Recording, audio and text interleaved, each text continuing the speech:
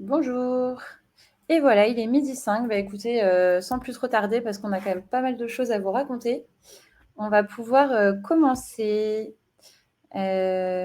J'espère que tout le monde m'entend bien. Si ce n'est pas le cas, pareil, vous pouvez écrire dans le chat. Et c'est parti. Donc, bienvenue dans le 3e épisode des webinaires sur les retours d'expérience des Jeux de Paris 2024. On a déjà fait 2 épisodes au printemps. Le premier sur la restauration durable pendant les Jeux et le second sur l'accessibilité universelle également pendant les Jeux.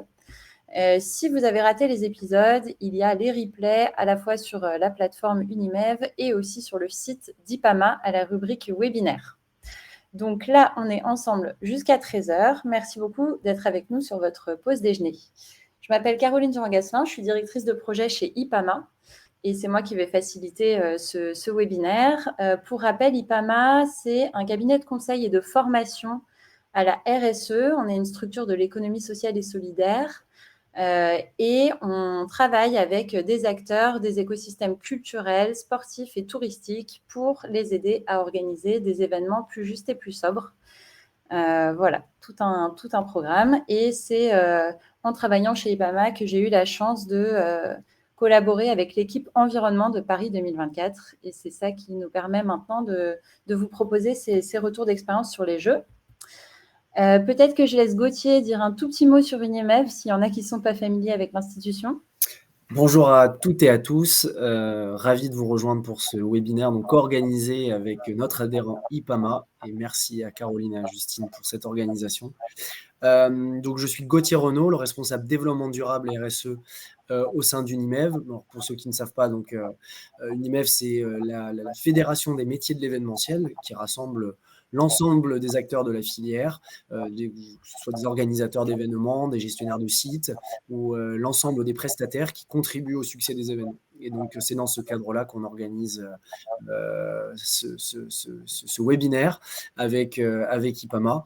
Et on est ravis de revenir donc, sur cette très belle aventure qui a été les JO et de parler de ce sujet qui est essentiel et très complexe, mais non moins très passionnant également. Et on est ravis de vous présenter ce webinaire sur la biodiversité. Merci Gauthier. Et donc, je suis aujourd'hui avec Justine, qui a travaillé pendant 3 ans auprès du comité d'organisation Paris 2024, de 2021 à 2024, en tant que manager impact environnementaux, biodiversité et procédures réglementaires. Par extension, on va pouvoir discuter de ça juste après. Et donc, elle était en charge du déploiement opérationnel de la stratégie biodiversité de Paris 2024. Je laisserai vous dire bonjour juste après, je vais lui passer la parole. Mais donc, Justine, elle est ingénieure en génie urbain et environnement. Avant de rejoindre Paris 2024, elle a travaillé 10 ans dans une société d'ingénierie sur la conception de projets, puis sur la coordination environnementale d'une ligne de train à grande vitesse. Voilà, et la grande vitesse, c'était aussi ce qui a caractérisé le projet Paris 2024, donc c'est peut-être le fil rouge de sa carrière.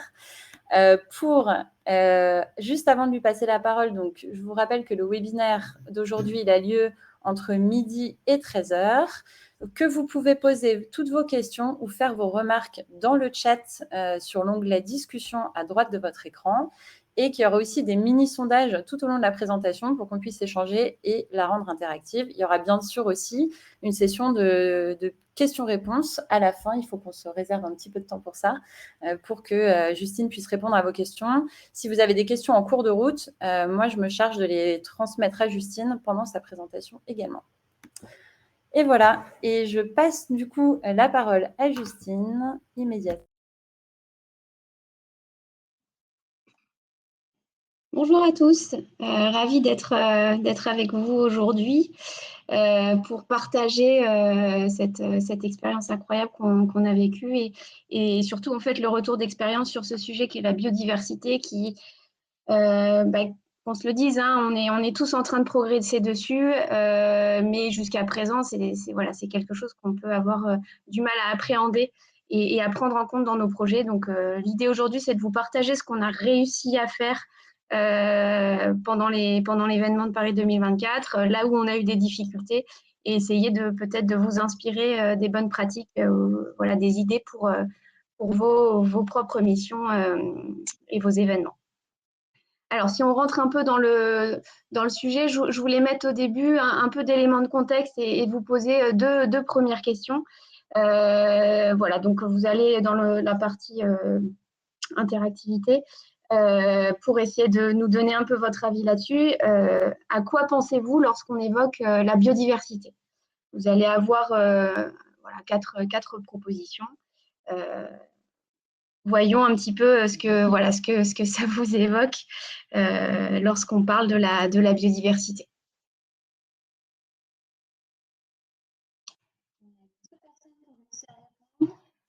Donc, pour rappel, il faut aller à droite dans l'onglet interactivité pour pouvoir répondre. Enfin, il est ça.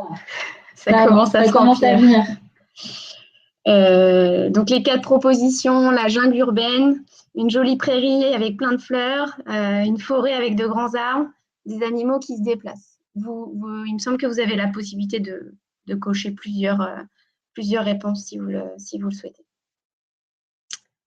Allez, on essaye d'atteindre une vingtaine de réponses et après on va avancer.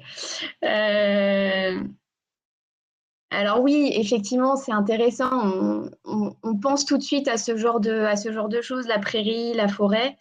Mais en réalité, c'est vraiment tout ça, la biodiversité, tout ça à la fois.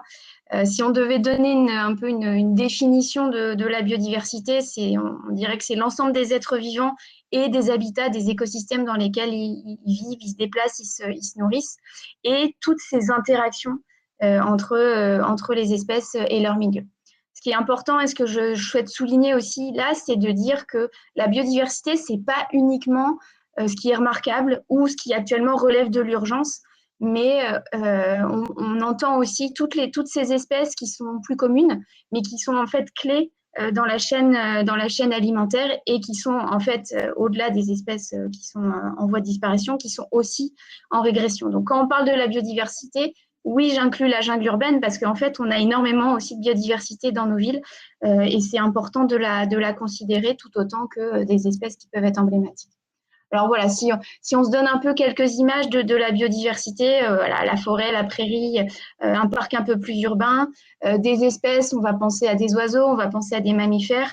Évidemment, il faut considérer les aspects des insectes, toutes ces plus petites espèces que l'on ne voit pas forcément, mais qui constituent la biodiversité.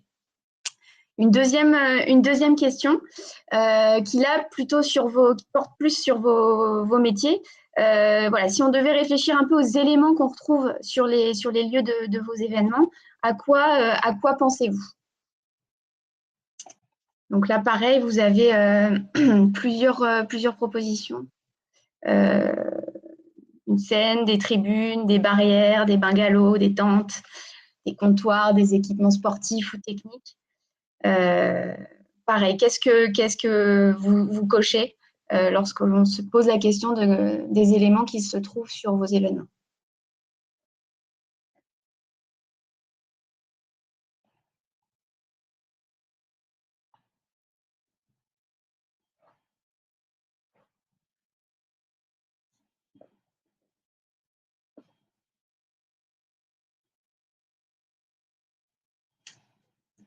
Il y a beaucoup de bungalows.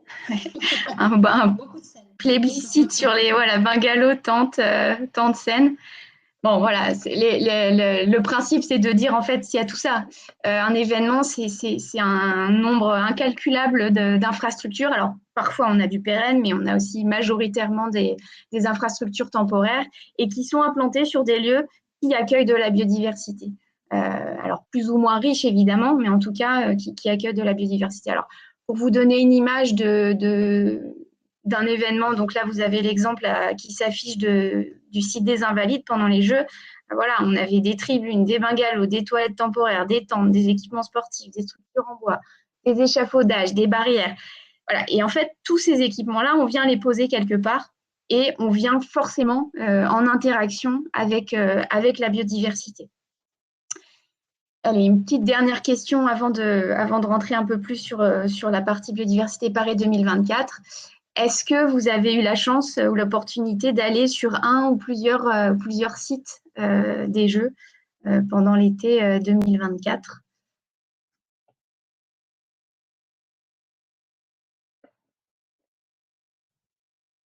ou peut-être vu à la télé aussi, si vous n'avez pas eu l'opportunité d'aller physiquement sur un site.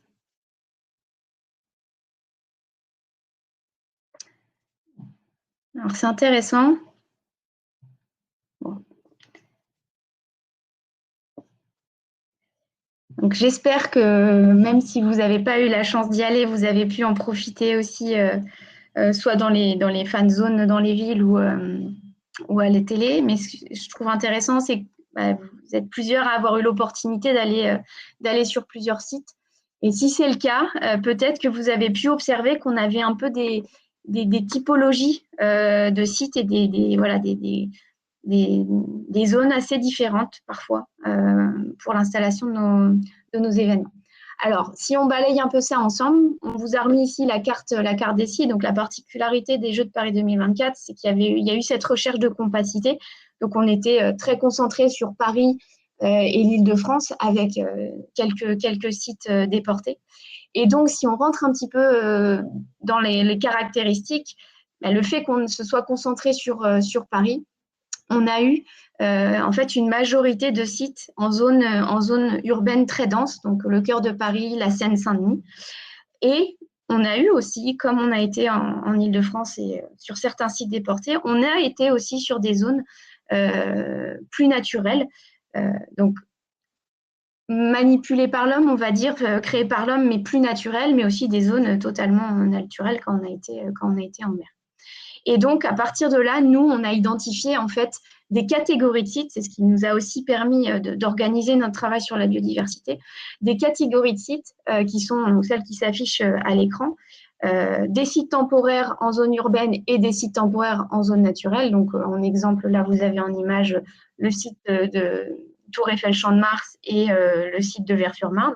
On avait des sites existants en zone urbaine, l'exemple du Stade de France, et des sites existants le site temporaire en zone naturelle, je me suis trompée, c'est le château de Versailles, pardon, et des sites existants en zone naturelle où là, on était sur le site de Vers-sur-Marne.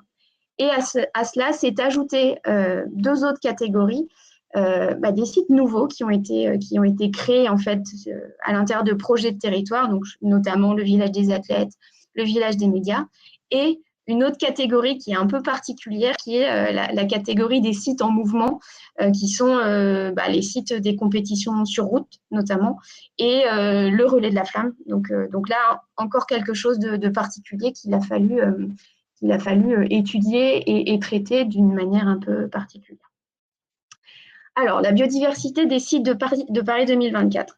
La première chose qu'il faut se poser comme question, c'est comment on arrive à obtenir en fait l'information, parce que c'est bien gentil de parler de biodiversité, mais comment on fait pour connaître ce qu'il y a sur le lieu sur lequel on va s'installer.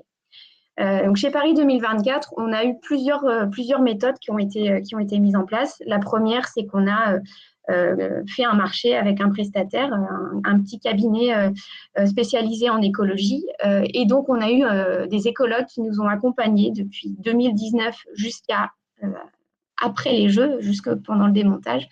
Et dans toute la phase de préparation, ils ont réalisé de nombreuses visites ponctuelles sur les sites, ce qui nous a permis de capter de la donnée sur la biodiversité qui était présente sur les sites.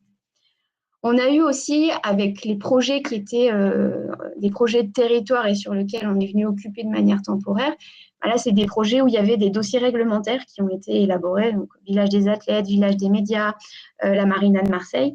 Et forcément, dans le cadre de ces dossiers-là, il y a eu des études environnementales qui ont été menées, des études écologiques, floristiques et faunistiques, ce qui nous a permis de récolter de la donnée. Ensuite, on a eu aussi des sites qui étaient assez engagés sur le sujet et de leur propre initiative depuis de nombreuses années. Donc, c'est l'exemple du Golfe National qui est un très bon exemple, qui a créé un partenariat avec le Muséum national d'histoire naturelle pour étudier la biodiversité sur son périmètre. Et on a pu obtenir les études écologiques qui ont été menées, complétées avec nos propres visites, et ce qui nous a donné une densité d'informations assez forte. Et un dernier aspect, c'est qu'en fait, il y a des open source. En fait, il y a des bases de données qui sont complétées par les professionnels, par des bénévoles aussi, qui agrègent de la donnée biodiversité, de la donnée de nature, qui sont accessibles à tous avec l'utilisation de SIG, de systèmes d'information géographique, et qui permettent d'avoir déjà des premiers éléments d'information sur la biodiversité en présence. Donc, j'ai cité GeoNature ou le site de l'INPN. Et voilà, évidemment, je vous invite à aller regarder un petit peu ça sur Internet, puisque vous pourrez trouver des informations via ces plateformes. Et donc, avec tout ça, on passe tout ça à la moulinette, et ça nous a permis d'identifier une biodiversité assez riche sur nos sites, avec une diversité d'habitats, certains d'intérêt patrimonial, de très, très nombreux arbres, notamment sur les zones dans Paris.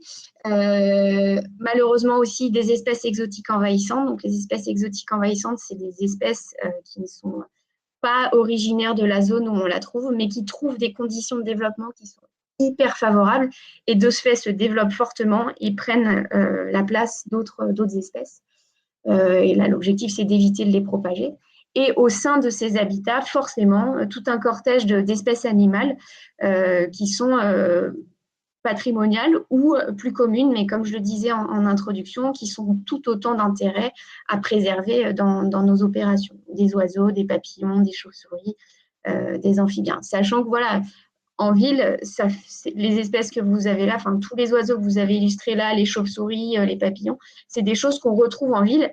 Et les amphibiens, là, les deux types de crapauds identifiés, c'est des crapauds qui se retrouvent dès qu'on a des zones un peu avec des mares ou voilà, des zones un peu humides, c'est des espèces qu'on peut rencontrer. Donc voilà, ça c'est un peu l'état des lieux. Et je m'autorise ici une petite parenthèse sur la partie procédure réglementaire parce que c'est un sujet qui n'est pas forcément très, très connu de tous, mais ça a été aussi clé dans la détermination de la biodiversité qu'on avait en présence, des actions à mettre en place pour la préserver.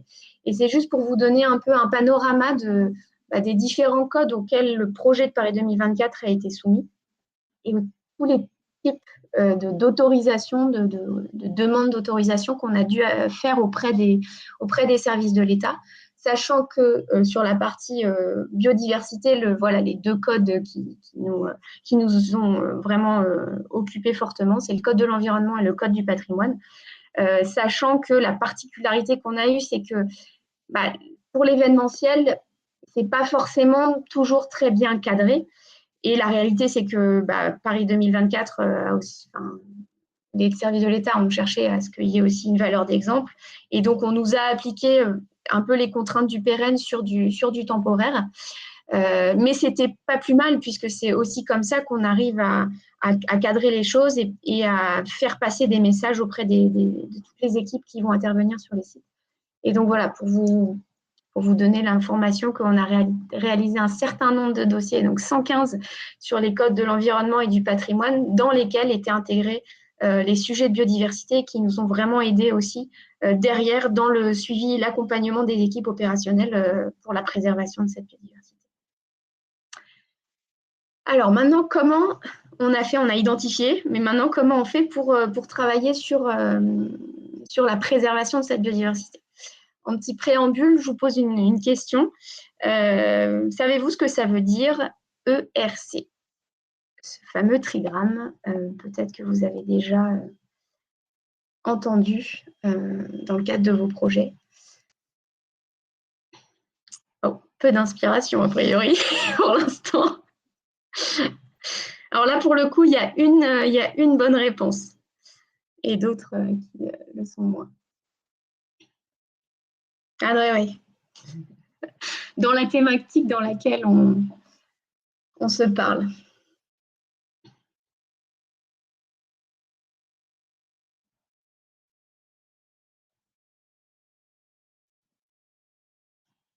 Alors, qu'est-ce que veut dire ERC, ce très fameux acronyme? Rendez-vous dans l'onglet interactivité pour voter. Pour l'instant, il y a une réponse qui se dégage un peu. On sera pas d'accord. Ok, alors effectivement, ERC dans le domaine de l'environnement, c'est la fameuse démarche éviter, réduire, compensée. C'est une démarche en fait qui vise à éviter les impacts d'un projet, d'un programme sur l'environnement. Et c'est une démarche qui est séquencée. En fait, on a un projet. D'abord, on va regarder s'il est possible d'éviter les potentiels impacts sur l'environnement. Si on n'arrive pas à tout éviter, qu'il reste des impacts, on regarde ces impacts et on essaye de les réduire en termes de durée, en termes d'intensité, en termes d'étendue.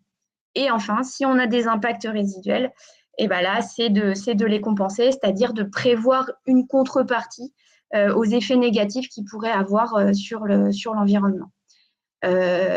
Faut savoir que ça ne se limite pas uniquement à la biodiversité, mais ça recouvre toutes les thématiques de l'environnement, donc la qualité de l'air, le bruit, les sols, la qualité de l'eau, etc. Donc cette démarche-là, elle est dans la législation française, dans beaucoup de réglementations sur l'aspect environnemental, donc principalement sur les projets pérennes. Et le principe côté Paris 2024, la stratégie qui a été développée par Paris 2024, ça a été de s'appuyer sur cette démarche, éviter, réduire, compenser, et de l'adapter à notre projet. Donc, elle s'est transformée en anticiper, éviter, réduire et mobiliser. Donc, on retrouve évidemment deux piliers principaux, éviter, réduire, et deux éléments avant-après qui ont été intégrés, sachant que en fait, de base, dans le projet de Paris 2024, mais je ne parle pas uniquement de la biodiversité, mais de manière générale, il y avait un sujet on ne va pas créer de la compensation. Donc, en gros, on ne vient pas créer d'impact négatif sur l'environnement. Donc, ça a été vraiment la démarche de base et à l'origine du concept même du projet. C'est ce qui fait qu'on est vraiment dans les axes éviter et réduire.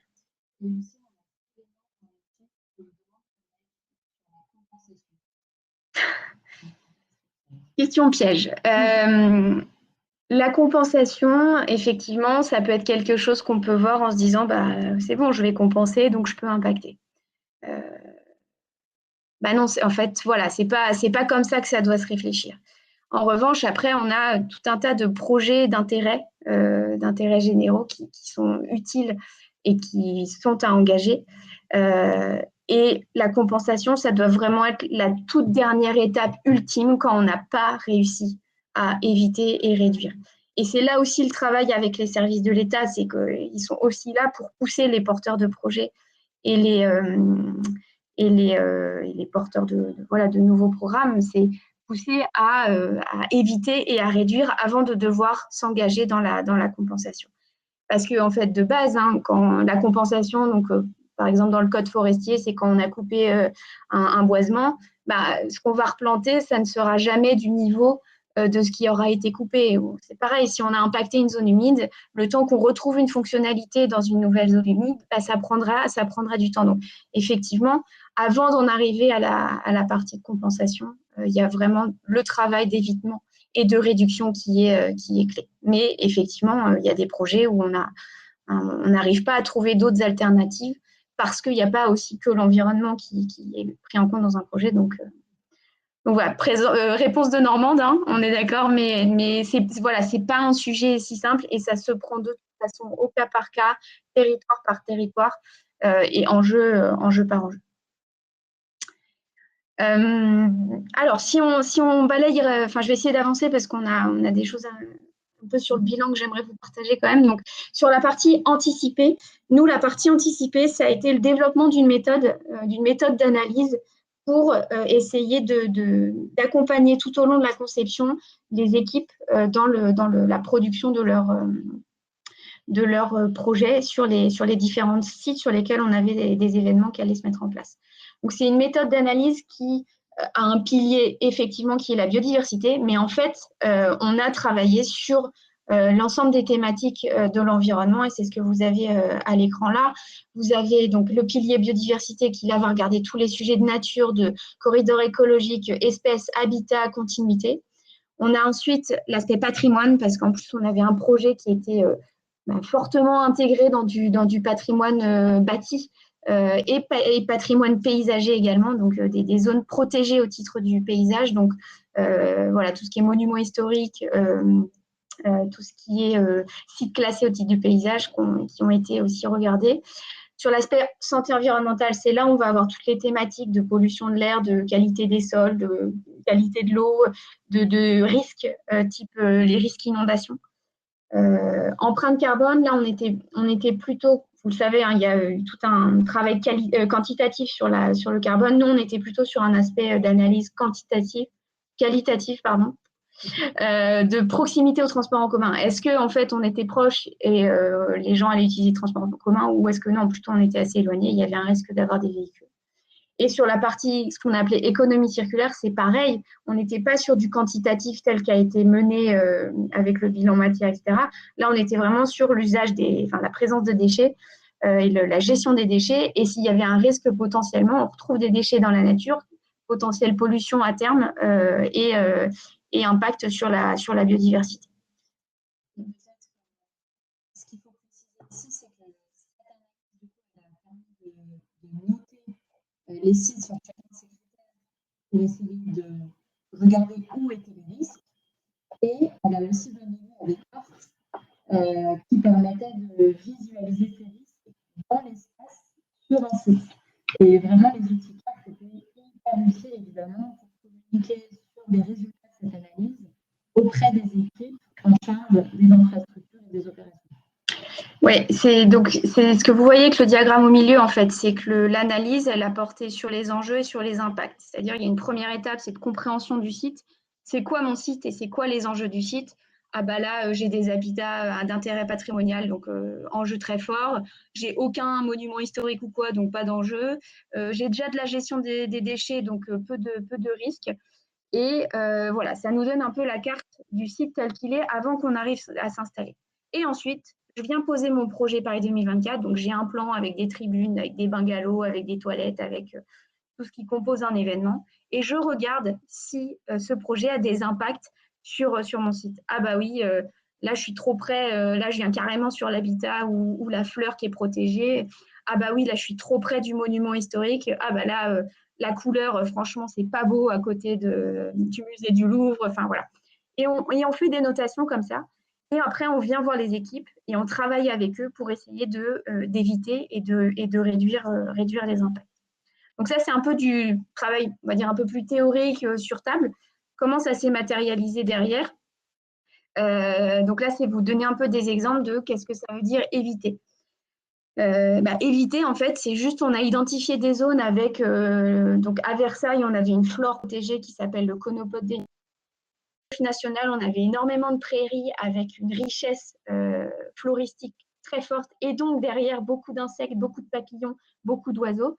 Et donc là, éviter, en fait, c'est délimiter des zones où on met aucune installation et aucun cheminement de spectateurs ou de travailleurs d'équipe sur le site. Donc voilà, deux illustrations. Sur la partie réduction, alors il y a des fois, on a tellement d'installations à mettre en place qu'on ne peut pas éviter des zones, on est obligé de s'approcher des arbres, on est obligé de se poser sur des sols qui sont perméables. Donc comment on fait? Sur les sols, on va venir mettre en place des protections de sol. Sur les arbres, on va venir mettre en place des protections d'arbres. Ça va permettre de limiter l'impact que pourront avoir la pose des infrastructures ou le cheminement des spectateurs. Dans d'autres thématiques sur la réduction, on a abordé aussi les sujets d'éclairage. On a des forts enjeux de trame noire un peu partout dans le monde, mais notamment dans nos zones urbaines. Et heureusement, on a encore quelques zones qui restent noires la nuit, mais on est quand même venu mettre en place des installations. Donc, vous avez la photo de Versailles, mais vous pouvez voir sur la photo qu'en fait, oui, c'est éclairé au niveau du stade, mais au-delà, c'est encore tout noir. Et donc là, le travail avec les équipes, ça a été vraiment sur où est-ce qu'on vient éclairer, combien de temps on vient éclairer, c'est quoi la puissance d'éclairage, comment j'oriente mes éclairages pour essayer d'éviter d'aller balancer de la lumière dans les boisements ou sur des zones où on va avoir des espèces nocturnes qui ont besoin en fait du noir pour se déplacer, pour se nourrir, pour chasser. D'autres exemples, quand on a des équipements qui peuvent potentiellement avoir des fuites, voilà, c'est mettre des bâches, délimiter les zones avec des espèces exotiques envahissantes pour éviter de les propager. Et on a aussi évidemment travaillé sur le patrimoine avec l'illustration de la place de la Concorde, où on est venu carrément protéger le patrimoine bâti pour éviter tout dommage à ces équipements. Et enfin, la partie mobilisation qui est en fait hyper clé. Là, c'est vraiment communiquer en fait, c'est partager avec tous sur ces enjeux-là. Alors, ça passe en premier lieu déjà avec l'équipe, acculturer l'équipe, travailler avec chaque équipe opérationnelle, chaque équipe site sur, voilà, il y a quoi sur ton site, pourquoi on doit éviter cette zone-là, etc. Et ensuite, c'est le faire savoir au plus grand nombre. Et là, vous avez les deux exemples. La campagne Better Together qui a été développée, donc pas uniquement sur les messages biodiversité, mais sur tous les messages Sustainability Paris 2024. Et il y a eu une émission lancée par France TV sur les athlètes de la nature pour démontrer, mettre en comparaison les capacités des athlètes avec certaines espèces pour sensibiliser les gens à la biodiversité. Alors tout ça, ça s'est organisé depuis la conception jusqu'à l'événement et même après l'événement, parce qu'en fait, on pense beaucoup que l'événement, c'est les 2 fois 2 semaines, mais en fait, sur la partie biodiversité, c'est beaucoup plus long que ça, avec les phases de montage et de démontage. On a travaillé sur 34 sites de compétition, 3 grands sites de non-compétition et 9 épreuves sur route. Et on a réalisé donc la méthodologie que je vous ai présentée. On l'a réalisé sur toute la phase de conception, donc en gros de 2019 jusqu'à au début 2024. On a réalisé 5 itérations, donc à chaque fois que le projet se détaillait davantage, on faisait une analyse et ça nous a permis à chaque étape de formuler des mesures d'évitement, de réduction qu'on a partagé et travaillé avec les équipes sites, ce qui nous a permis de limiter au maximum les impacts. Ensuite, sur la phase réalisation, là, on était vraiment… donc, réalisation, c'est ce que je dis, ce n'est pas uniquement les 2 fois 2 semaines d'événements. On est vraiment du premier jour du montage au dernier jour du démontage. Donc, dès qu'il y a des gens qui viennent sur le site, on va travailler avec eux et on est au contact avec eux. Donc, notre écologue a travaillé avec nous. On a réalisé un suivi écologique avec une cinquantaine de visites sur les sites. On avait aussi dans notre équipe Sustainability des référents sites qui, en fait, au quotidien, faisaient ce suivi, cette vérification, et notamment de tous les dispositifs de protection qui ont pu être mis en place sur les sites. Et évidemment, vous en doutez, on a eu quelques incidents et quelques problématiques à résoudre. Et là, c'est être au plus près des équipes. Déjà, que les équipes nous aient identifiés pour nous alerter à chaque fois qu'il y a quelque chose qui survient et pouvoir les accompagner pour trouver des réponses et des solutions à ces désordres. Alors, bon, vous avez déjà vu quelques petits exemples, mais voilà, une question. Selon vous, c'est quoi tous les différents types de dispositifs qu'on a pu mettre en place pour protéger et donc éviter et réduire les impacts sur la biodiversité? Donc, rendez-vous dans la partie interactivité. Alors, des pics et des cornes, des fours de réseau, des planches de bois, des barrières métalliques, des caillebotis, des plaques en plastique.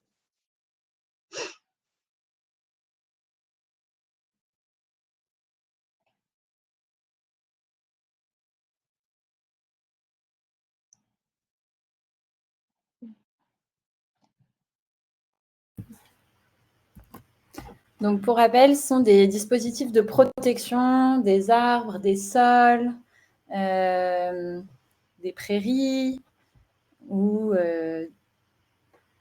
d'espaces sur lesquels il y avait de la faune, de la flore à protéger dans le cadre de la stratégie biodiversité de Paris 2024. Donc, comment on fait en fait? C'est quoi? C'est des piquets, des cordes, des planches de bois, des plaques, des… Allez, super, on a 19 réponses. Je repasse la parole à Justine.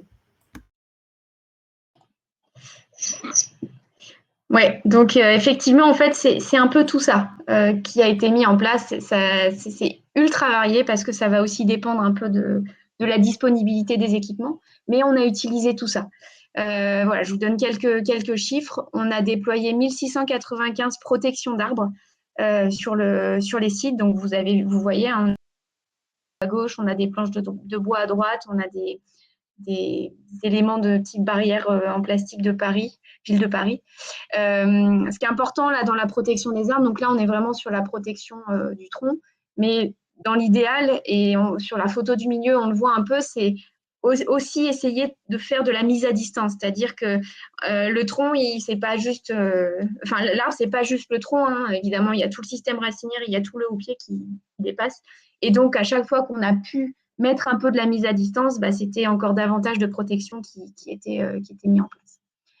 Sur la partie donc mise à distance ou en tout cas protection d'habitat, donc là on a mis 5,6 km de linéaire de protection d'habitat.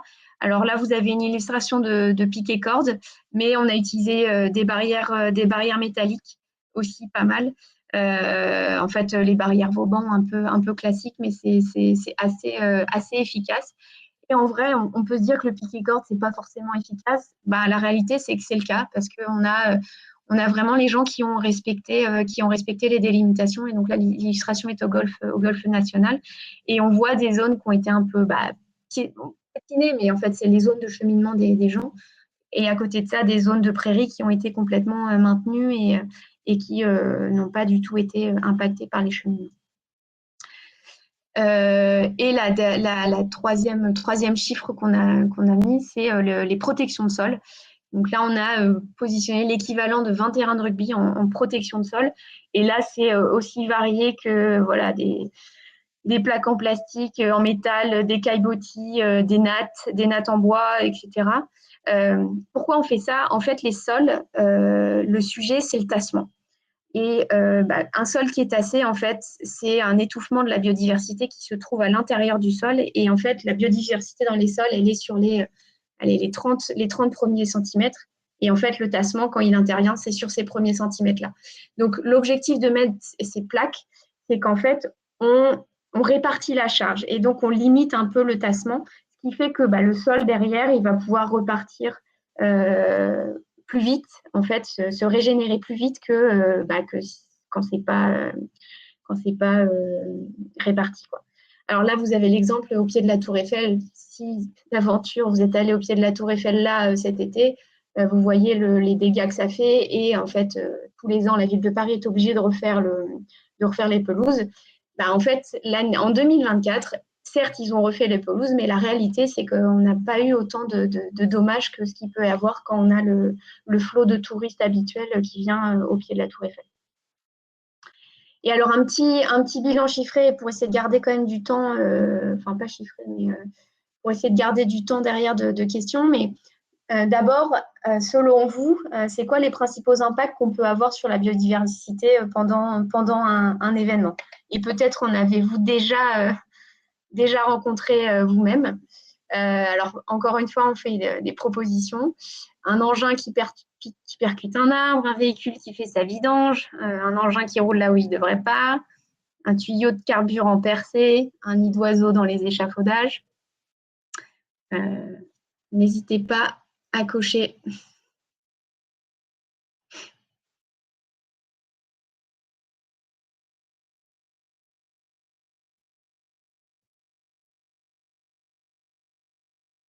Il me semble que c'est à nouveau un choix multiple. Plusieurs réponses peuvent être cochées.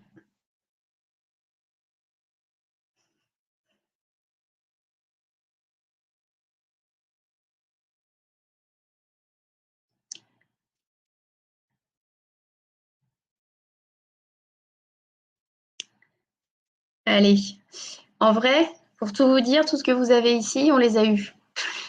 Donc tout est possible. Et même ce que vous n'imaginiez pas peut arriver. Et voilà, et en même temps, l'important, c'est de réussir à réagir en fait face à ça et essayer de faire en sorte qu'on limite les dommages. Mais malgré les incidents qu'on a eus, le bilan, il est quand même qu'on a eu une préservation efficace de la biodiversité. Pourquoi? La première raison, c'est déjà d'avoir mis en place des dispositifs physiques qu'on a réussi à maintenir tout au long des phases de projet. Donc, ce n'est pas uniquement pendant l'événement, hein, c'est plutôt depuis le montage jusqu'à la fin du démontage. C'est tout le travail avec les équipes, bien évidemment, d'acculturation qui a permis de faire en sorte que ça soit diffusé en fait auprès de tous ceux qui travaillent sur les sites. Mais voilà, on a quand même eu des incidents, 191 incidents environnementaux qui sont survenus pendant toute la durée, donc début du montage jusqu'à mi-novembre, qui est quasiment la fin du démontage de l'ensemble des sites. Et donc, ces incidents-là, on les a traités au fur et à mesure et ensuite avec la remise en état des sites. Vous avez un peu la répartition entre les impacts sur les arbres, les sols, les patrimoines. Je passe un peu de temps sur la partie arbres. C'est là où on a eu le plus d'incidents, oui, alors effectivement. Mais en fait, il faut aussi se dire que quand on a 4000 arbres sur les sites, l'exemple du Champ de Mars, c'est qu'on a 1380 arbres. On avait 1380 arbres dans notre périmètre. Et quand là-dedans, vous devez faire circuler un nombre incalculable de camions, d'engins, mettre en place des bungalows, etc., en fait, c'est compliqué de se dire qu'on n'aura pas d'impact. Donc, malgré tout, en fait, quand on regarde les chiffres, c'est assez faible, puisque, en fait, sur le nombre d'incidents qu'on a eu, en fait, on a impacté seulement 3% des arbres. Alors oui, j'aurais préféré dire qu'on a eu 0 impact. On a eu des sites où on a, par exemple, le site des Invalides, on avait des installations au cœur des prairies et on a eu quasiment pas d'impact sur les arbres sur le site des Invalides. Donc, ça dépend aussi de comment sont implantées les installations et comment les opérations se font. Mais la réalité, c'est que, en fait, on a eu finalement assez peu d'impact au regard du contexte de nos sites.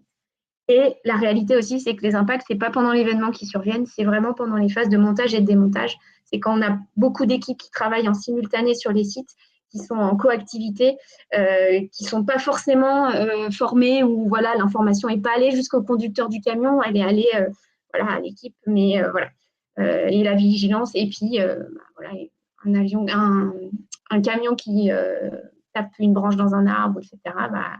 Voilà. Après, quand c'est arrivé une fois une entreprise, en général, elle a fait moins d'incidents derrière. Mais le contexte fait que c'est plus difficile. Alors, c'est quoi les enseignements qu'on en retire? En fait, le point principal, c'est la communication, c'est le partage de l'information, c'est l'acculturation à la biodiversité, au contexte des sites. Et ça, c'est à la fois dans les équipes Paris 2024, c'est déjà nos propres équipes les former à ça. Et on aurait pu aller plus loin. On a énormément travaillé avec les équipes sites et infrastructures qui étaient, elles, en charge de la mise en place des infrastructures temporaires. Mais on aurait pu aller encore plus loin en travaillant davantage avec les équipes logistiques, avec les équipes restauration, toutes ces équipes qui allaient avoir de la manipulation sur les sites, qu'on a un peu acculturé, mais on aurait pu aller au-delà. Instaurer les réflexes biodiversité à tous les niveaux, c'est en lien, mais c'est vraiment que chacun, en fait, arrive à se dire, attends, je vais circuler là ou je vais me poser mon truc ici. Ah oui, mais attends, il y a un arbre. Attends, là, il y a de la prairie. Est-ce que je peux passer là? Est-ce que c'est comme ça qu'il faut que je travaille? C'est vraiment que, au-delà de venir faire son événement, c'est se poser les questions. Et pour moi, la première étape, c'est déjà si la personne s'est posé la question ou l'équipe s'est posé la question, on a fait un bond. Enfin, ensuite, c'est travailler avec l'équipe de Paris 2024, mais en fait, ceux qui opèrent sur les sites, c'est des dizaines et des centaines de personnes qui sont des prestataires, en fait. Et donc, c'est intégrer dans les contrats de ces prestataires le volet biodiversité avec des pénalités. Enfin, on a instauré ça pour qu'en fait, ils se responsabilisent aussi et qu'ils intègrent le sujet dans leur mission.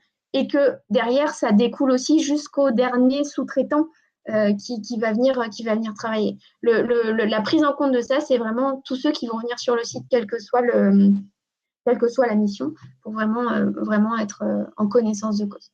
Et encore une fois, le dernier point, c'est de la communication, mais c'est aussi faire savoir, c'est aussi raconter et c'est profiter de l'événement pour partager au plus grand nombre l'information sur la biodiversité qu'il y a sur le site qui a été rencontré, comment elle est protégée, qu'est-ce qu'on fait, parce que c'est aussi comme ça qu'on éveille un peu les consciences et c'est ce qu'on a voulu faire via la campagne Better Together et les informations qui étaient affichées ou diffusées dans des vidéos pendant l'événement.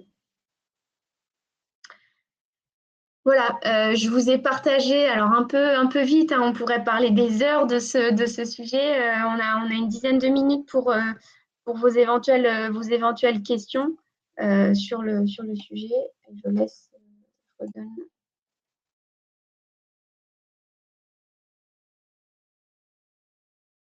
Qu'on a toutes les deux posé une question dans le chat, je laisse Justine en prendre connaissance. Si vous avez d'autres questions, n'hésitez pas, c'est le moment, il nous reste 10 minutes, donc c'est parfait. Et je redonne la parole à Justine.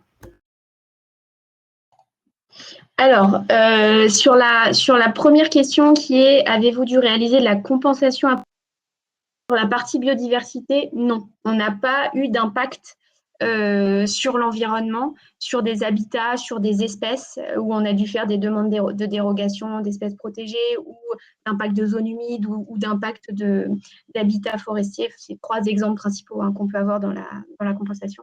Donc non, nous, Paris 2024.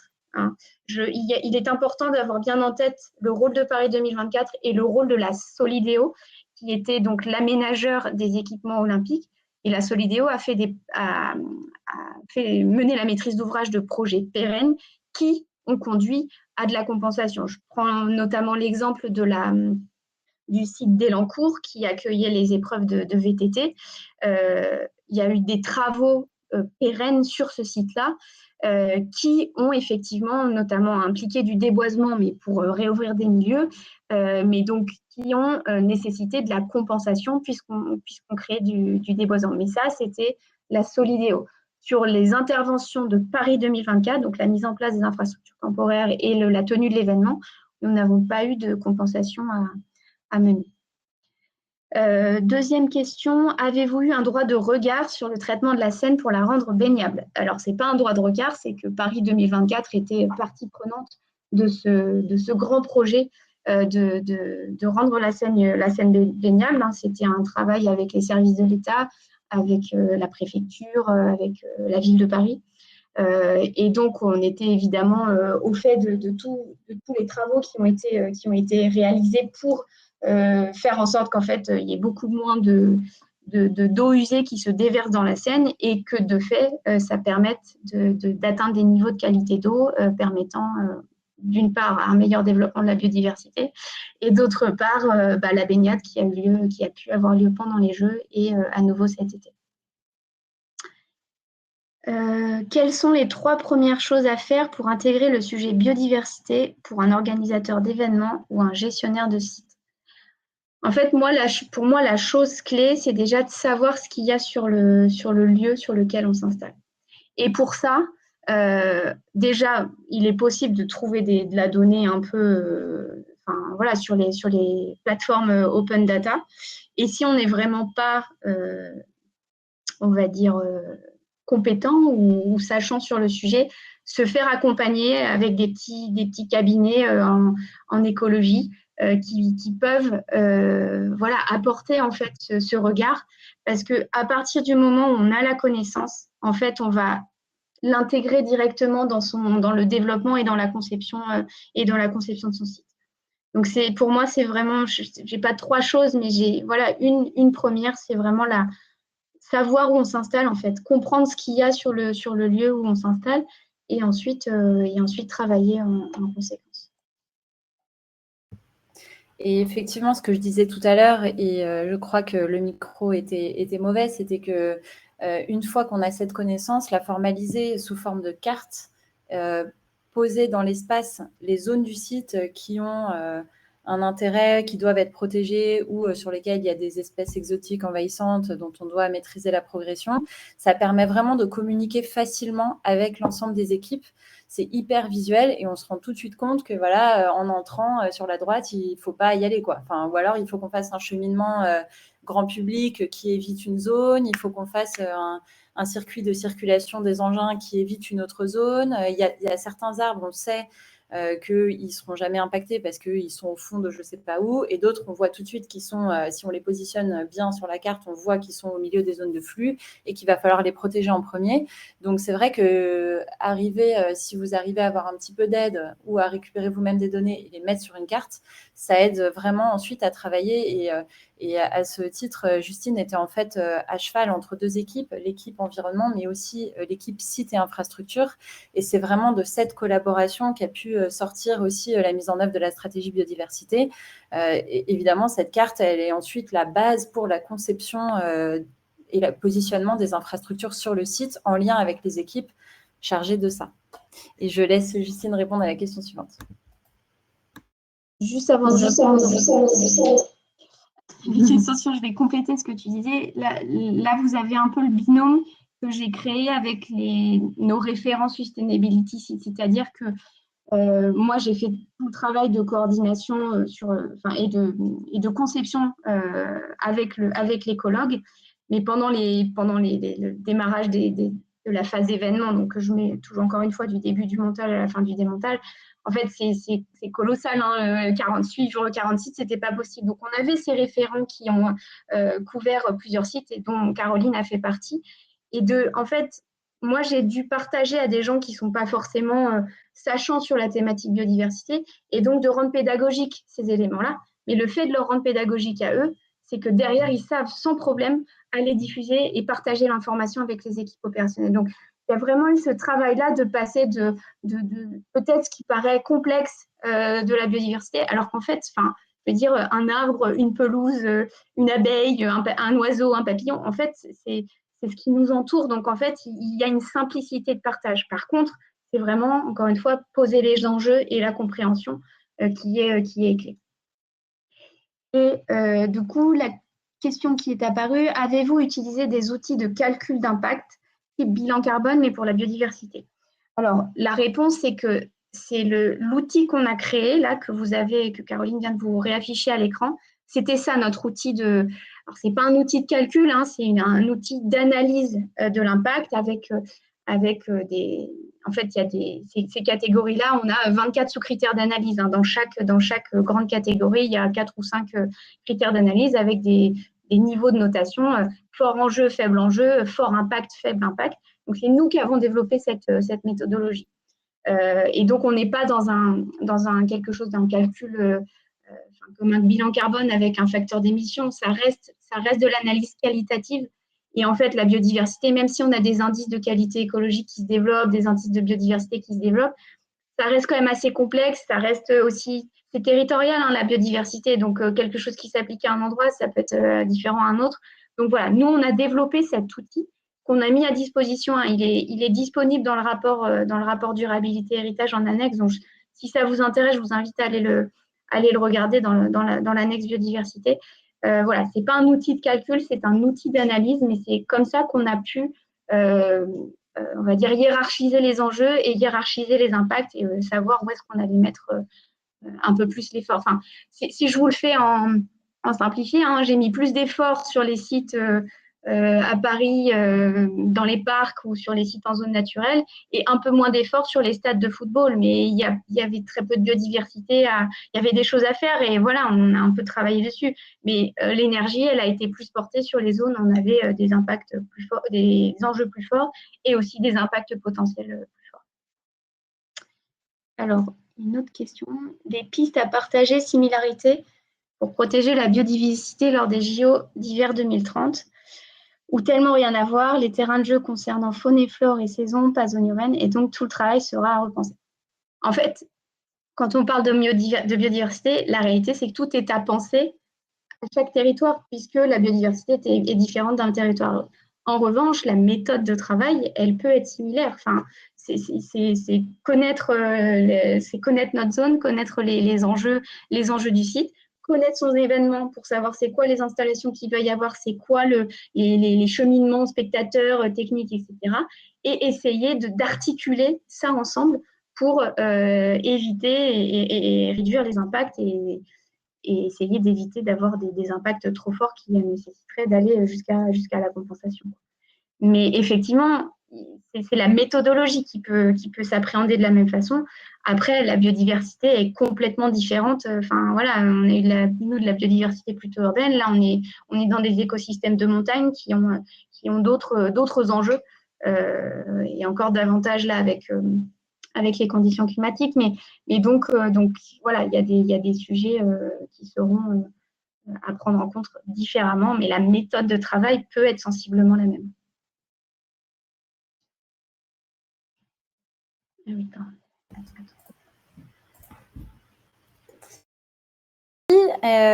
écoutez, il est 13h. Je pense que Justine a déjà répondu à pas mal de questions. Merci beaucoup, Justine, d'avoir pris le temps de partager ton expérience avec nous tous et la communauté événementielle et le réseau Unimev. Merci à tous les participantes et les participants. Peut-être juste une dernière chose à vous dire, c'est que comme pour les autres webinaires sur les retours d'expérience des jeux, il y a une source unique d'informations et sur tout ce qui s'est fait pendant les jeux. Alors, pardon, c'est pas unique parce que depuis, il y a eu quand même d'autres travaux faits. Mais en l'occurrence, le rapport durabilité et héritage des jeux qu'il faut lire sur les pages indiquées à l'écran. Justine a fait un très, très grand travail de bilan avec des photos, avec des données quantitatives. Et donc, lisez-le si vous souhaitez aller plus loin sur la thématique. Et merci beaucoup pour vos messages dans le chat. Merci d'avoir pris le temps pour aller plus loin sur ce sujet. Et on se retrouve normalement au mois d'octobre, date à venir très prochainement, pour encore un retour d'expérience des jeux, cette fois-ci sur la thématique des achats solidaires et de l'insertion professionnelle. Voilà. Merci Gauthier pour l'accueil sur la plateforme Unimev et pour tout le soutien technique. Ce fut un plaisir. Merci à toutes et à tous et passez une très bonne journée. C'est pas que j'ai fait. C'est bon. Ça va aller, je pense. Au revoir. Salut, au revoir. Merci, bon appétit.